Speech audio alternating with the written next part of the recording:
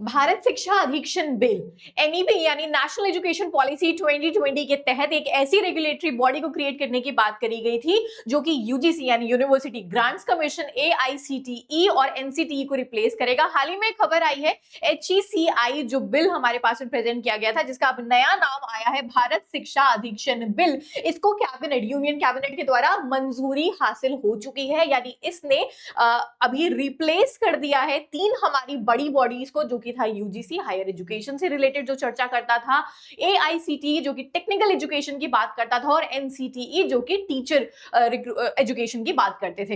ना यहाँ पे अगर हम बात करें तो यूनियन कैबिनेट ने अप्रूव किया है विकसित भारत शिक्षा अधीक्षण बिल जो कि प्रमोट कर रहा है यूनिफाइड रेगुलेटर हायर एजुकेशन से रिलेटेड तीनों बॉडीज को रिप्लेस कर दिया गया है।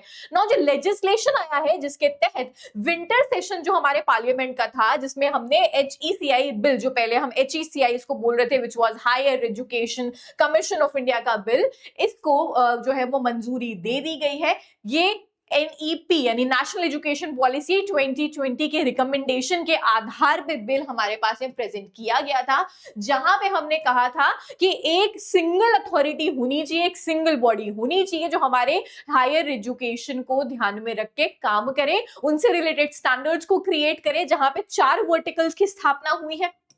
अकॉर्डिंग टू प्रीवियस रिपोर्ट जो प्रपोज रेगुलेटर था, इसको हमने इन तीनों बॉडीज को रेगुलेट करने की बात करी थी एक रिस्पॉन्सिबल बॉडी में, जो कि एकेडमिक रेगुलेशंस की बात करेगा, एक्रेडिशंस यानी जो हमारी ग्रेडिंग्स आती हैं इनकी बात करेगा, प्रोफेशनल स्टैंडर्ड्स को सेट करने की बात करेगा अक्रॉस हायर एजुकेशन इंस्टीट्यूशंस। ध्यान रखिएगा कि यहाँ पे जो मेडिकल और लीगल कॉलेजेस हैं उनको एक्सक्लूड करके रखा हुआ है, यानी उनको हटा के रखा है। So these are the 3 bodies जिनको हमने मर्ज किया है, which is UGC, AICTE and NCTE।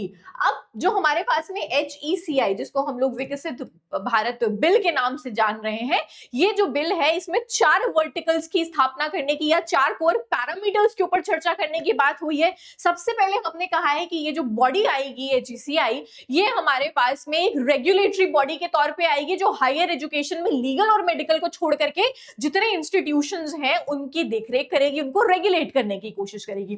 दूसरा हमने बात किया कि ये एक्रेडिटेशन काउंसिल की तरीके से काम करेगी, यानी एक्रेडिशंस प्रोवाइड करना, ग्रेडिंग्स प्रोवाइड करने की कोशिश करना, ये सारी चीजें भी इसी बॉडी के द्वारा करी जाएगी सारे हायर एजुकेशन इंस्टीट्यूट्स के अंतर्गत। तीसरा हमने बात किया कि एक फंडिंग काउंसिल के रूप में आएगा यूजीसी, जो कि हायर एजुकेशन के अंदर फंडिंग्स प्रोवाइड किया करता था।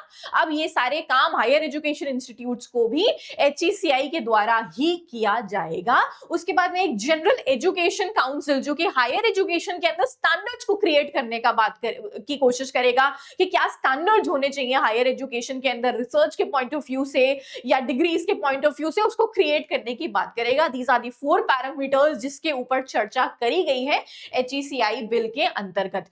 अब सवाल ये आता है क्या दिसंबर 2025 के एग्जामिनेशन के ऊपर, क्योंकि यूजीसी रिप्लेस कर दिया गया है, क्या उसके ऊपर कोई असर पड़ेगा? The clear answer to this particular question is no. आपकी दिसंबर 2025 के एग्जामिनेशन के ऊपर आपको कोई इफेक्ट देखने को नहीं मिलने वाला है, क्योंकि आपका एग्जामिनेशन यूजीसी पहली चीज तो कंडक्ट नहीं करा रहा था, आपका examination NTA which is national testing agency conduct करा रहा था। जैसे कंडक्ट करा रहा था वो वैसे ही कंडक्ट होता रहेगा। दिसंबर वाले एग्जामिनेशन के ऊपर आपको कोई इफेक्ट यहाँ पे देखने को नहीं मिलेगा।